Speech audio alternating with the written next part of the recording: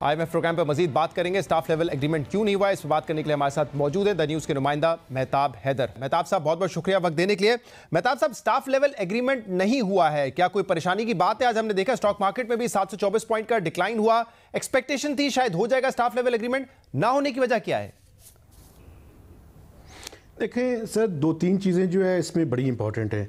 एक तो पाकिस्तान और IMF के दरमियान 31 से लेके 9 फरवरी तक की जो टॉक्स रहीं, एक्सपेक्टेशंस यही थी कि ये स्टाफ लेवल एग्रीमेंट हो जाएगा, लेकिन IMF ने एक बुनियादी चेंज लेकर आए हैं। वो चेंज ये है कि पहले ये होता था कि जब भी स्टाफ लेवल एग्रीमेंट के बाद प्रायर एक्शंस होते थे और उसके बाद वो एग्जीक्यूटिव बोर्ड में लेकर जाते थे।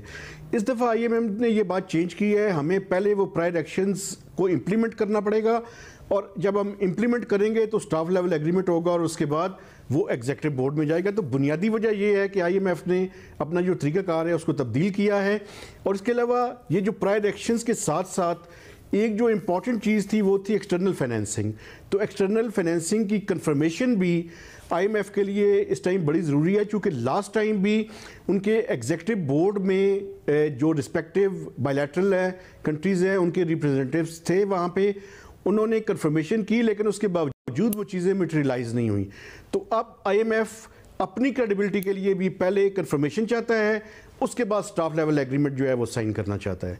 तो ये दो वजूहत, यानी कि कुछ नुकात पे हमें अमल दरामद करना पड़ेगा प्रायर कंडीशंस पर, और कमिटमेंट जो है फ्रेंडली कंट्रीज से वो भी आनी पड़ेगी कि वो हमें एक्सटर्नल फाइनेंसिंग में मदद करेंगे। जी बिल्कुल, इसमें जो प्रायर एक्शंस हैं उनको इंप्लीमेंट करने पड़ेगा और कंफर्मेशन वहां से लेनी पड़ेगी, उसके बाद स्टाफ लेवल एग्रीमेंट होगा। जी टैक्सेस के हवाले से आज ये बताया गया कि एक तो लेवी डीजल पर बढ़ाई जाएगी, बट ये कहा कि पेट्रोलियम प्रोडक्ट्स पे कोई सेल्स टैक्स में इजाफा नहीं होगा, लेकिन 170 अरब रुपए के नए टैक्सेस लगेंगे। क्या GST बढ़ाकर ही 170 अरब रुपए इकट्ठा किए जाएंगे या और भी इसमें टैक्सेस लगने के इम्कानात हैं?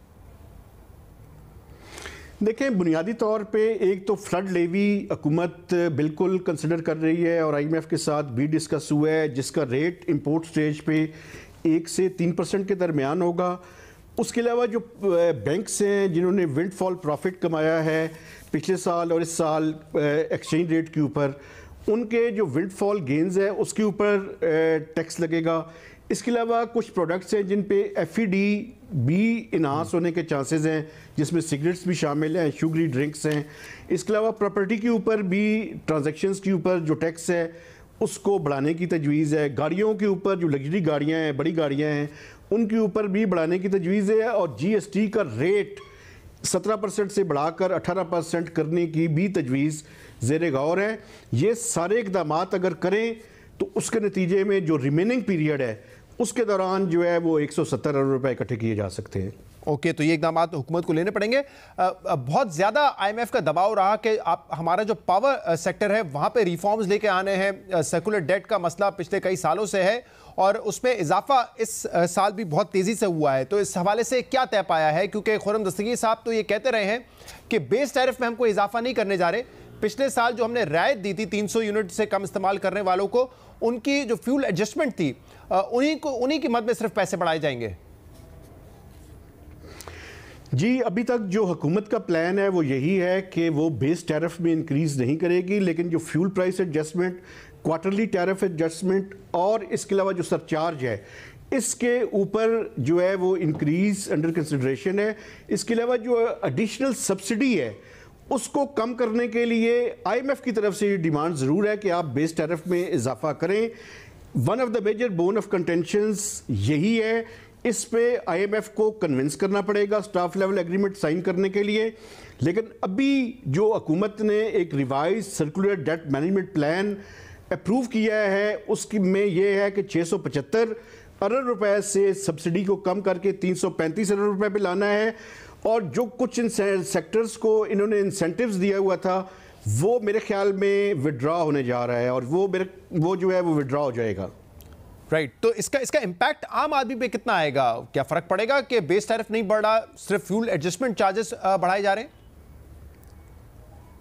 जी बिल्कुल, जो टैरिफ इंक्रीज अभी अंडर कंसिडरेशन है वो तकरीबन कोई 5-5.5 रुपए टैरिफ इंक्रीज बनता है, और अगर बेसलाइन टैरिफ भी जो IMF सजेस्ट कर रहा है वो बढ़ाया जाए तो कुछ 4 रुपए 6 पैसे के लगभग उसमें इजाफा होगा। तो ये यदि 5.5 रुपए से लेके 9 रुपए पर यूनिट तक जो एवरेज टैरिफ है 300 को प्रोटेक्ट किया जाएगा। जो revise circular debt management plan है उसमें 300 यूनिट्स तक को प्रोटेक्ट किया गया है। अब IMF की डिमांड इसके बरक्स थी, वो 200 तक के चाहते थे। ये भी एक इशू है जो स्टाफ लेवल एग्रीमेंट से पहले IMF के साथ जो है वो तय किया जाएगा। तो 5.5 रुपए से लेके 9 रुपए के दरमियान बिजली की कीमत में इजाफा होगा।